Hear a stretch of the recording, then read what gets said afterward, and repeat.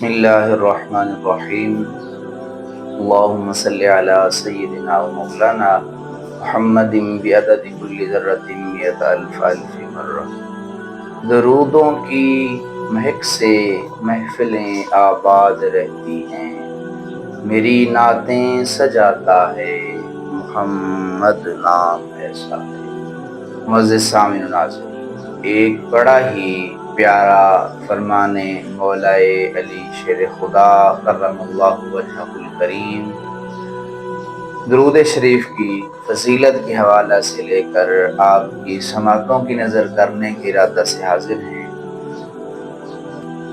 درود پاک کی فضیلتیں بڑی ہی کمال کی ہیں، آپ سنتے رہتے ہیں۔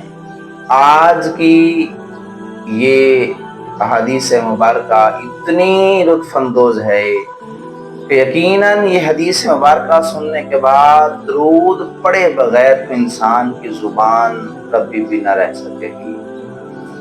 فرمان مولا علی شیر خدا کرم اللہ وجہہ الکریم ہے، آپ نے ارشاد فرمایا کہ جنت میں ایک درخت ہے، اس درخت کا معیار کیا ہے؟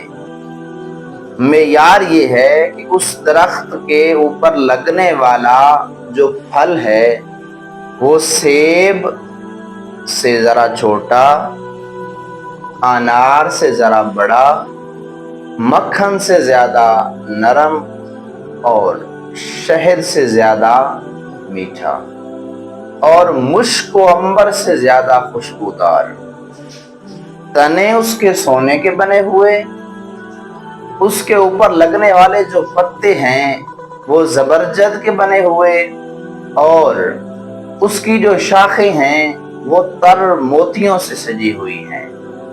اب پتہ ہے بھلا اتنے عظیم درخت پہ لگنے والا وہ پھل جو سیب سے ذرا چھوٹا، انار سے ذرا بڑا، مشک سے زیادہ خوشبودار، شہد سے زیادہ میٹھا اور مکھن سے بھی نرم، وہ پھل بھلا کس کو ملنے والا ہے؟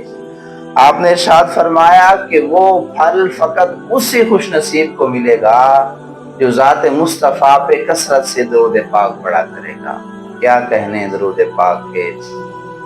درود پاک کے علاوہ تو یقیناً ہماری زندگیاں بالکل کسی کام کی بھی نہیں۔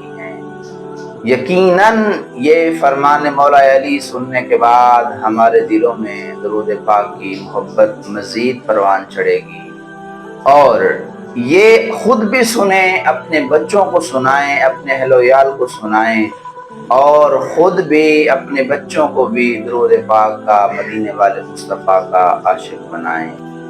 ہمیں آج اس دنیا میں رہتے ہوئے اگر عشق درود مل گیا تو یقیناً ہماری دنیا بھی بہتر ہو جائے گی اور آخرت بھی بہتر ہو جائے گی۔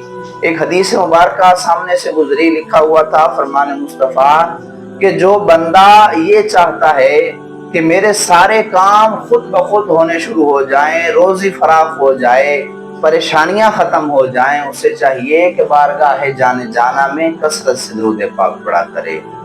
اب جو بندہ چاہتا ہے کہ میری روزی کشادہ ہو جائے، مشکلیں آسان ہو جائیں، پریشانیاں ختم ہو جائیں، ہر طرف سے خوشیاں ہی خوشیاں ملیں، تو اس کو چاہیے کہ بارگاہ جان جانا میں درود شریف کی کثرت کیا کرے۔ دعا ہے بارگاہ مالک لم یزل میں کہ مالک کریم ہم سب کو بارگاہ جان جانا میں کثرت کے ساتھ درود پاک پڑھتے رہنے کی، ہمیں عادت بنا لینے کی توفیق عطا فرمائے۔ وما علیہ الا البلاغ